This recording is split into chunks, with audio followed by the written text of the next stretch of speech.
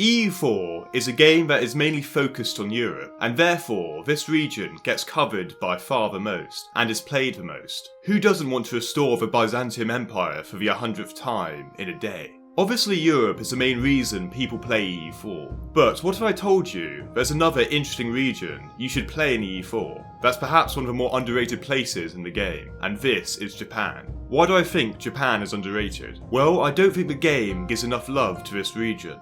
It was a time of world-renowned samurai, and Japan was an absolute chaos. Consequently, this obviously leads to interesting gameplay.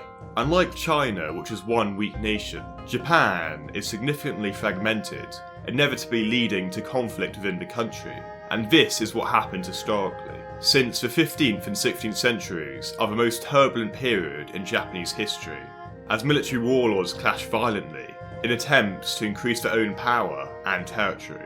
This is known as the Sengoku period, and I think it's worth diving into how this happened and why we have this situation in EU4. So when you play one of these daimyos, you can understand the history behind it, giving you more historical realism within the game. Also, we are now only roughly 10,000 subscribers from our old meetup, so make sure to click that button if you haven't already. Without further ado, let's therefore get into the video.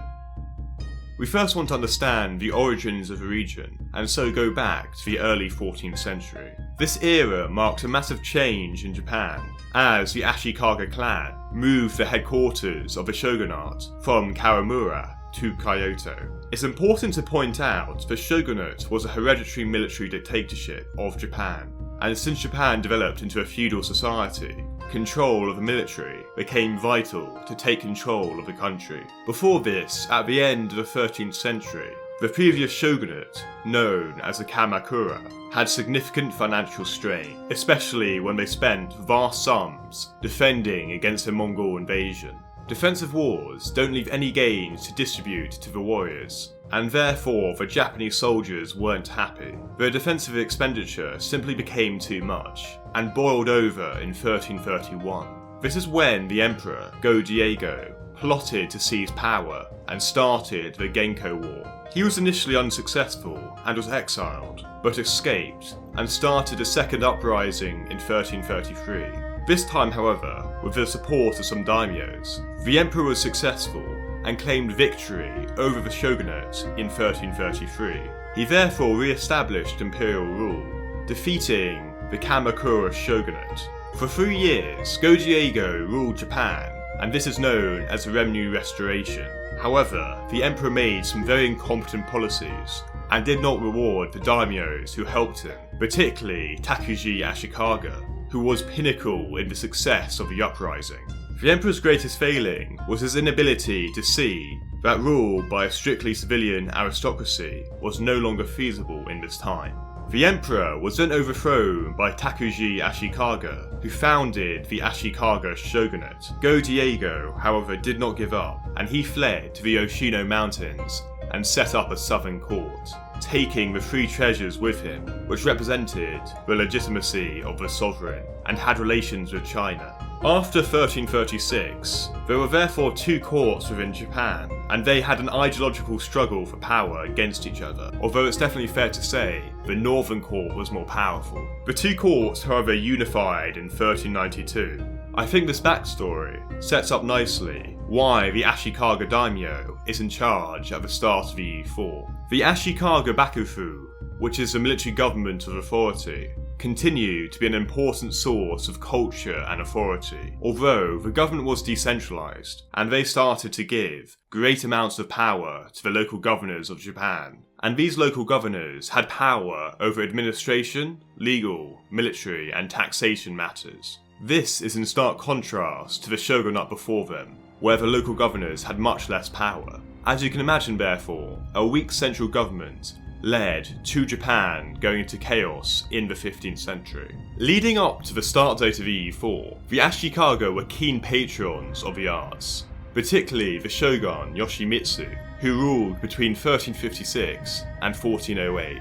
Many historians agree there was a sort of cultural renaissance in Japan during this time, and the daimyos became patrons to gain status and influence. Japanese culture significantly developed leading up to the start date of EU4. and perhaps we could somehow represent it in EU4.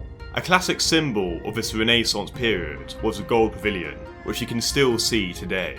Religion, and particularly Zen Buddhism, also flourished during the early 15th century of Japan. Zen Buddhism gained a new enthusiasm because it was popular with Japanese warriors, and it appealed to them since they enjoyed being aware and meditating. I would say this is a historical inaccuracy in EU4, as although Shinto was a state religion within Japan, Zen Buddhism was also very prominent in this land, and has no representation within EU4 Japan. Smaller East Asian religions have tended not to have been added within the game, but I guess that's expected, given the fact there's a greater emphasis on adding more European religions, like the Hussites, despite development in certain areas of Japan. In the early period of the 15th century, there was a breakdown in central authority, as the Muromachi Bakufu broke down and local leaders gained more power. Therefore, we see Japan on the brink of collapse at the start date of EU4. And there's so many leaders within Japan that have autonomy, so I guess it's accurate to represent these daimyos as EU4 nations. Just over 20 years after the start date of EU4 in 1467, the beginning of the chaotic Sengoku period begins with the Onin War. This was started due to a succession dispute, since Yoshimasa Ashikaga had no heir and pushed his brother to take the throne. However, his wife favoured his newborn son over his brother.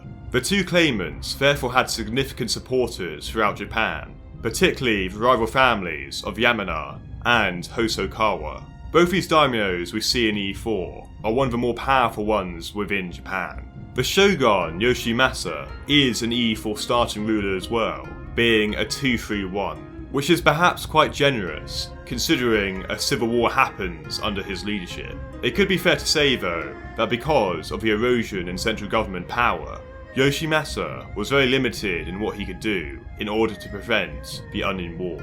EU4 also represents this war with an event, so it's nice to have some historical flavour within Japan.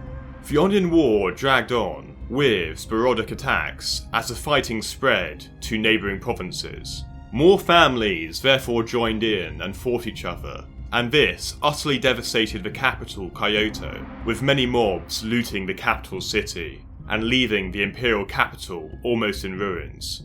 The two main protagonists who started the war within Yamana and Hosokawa both died in 1473, but by then the cause of their dispute was almost forgotten, and therefore, despite the conflict ending in 1477, Japan remained in turmoil, and many local elites used the conflict as a pretext to start their own war in order to gain power.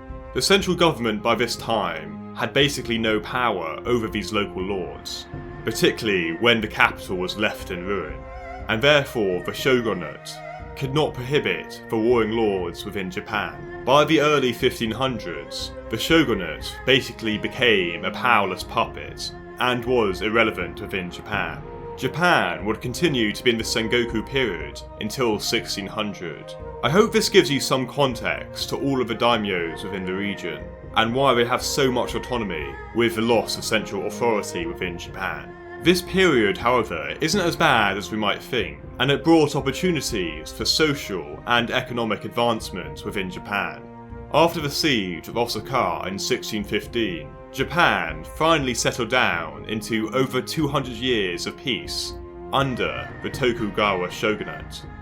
Looking back, it's clear to me that EU4 does have a significant European outlook within the game, and perhaps it could be an idea to add way more to Japan in terms of religions and historical flavour. I have always had a personal fascination with Japan and its culture, being one of the most highly economic advanced countries today. Maybe in the next EU4 DLC, we will get an East Asian update. What do you guys think of Japan and EU4 though? Let me know in the comments. Thank you guys for watching, I hope you learned something today, and make sure to like the video if you haven't already.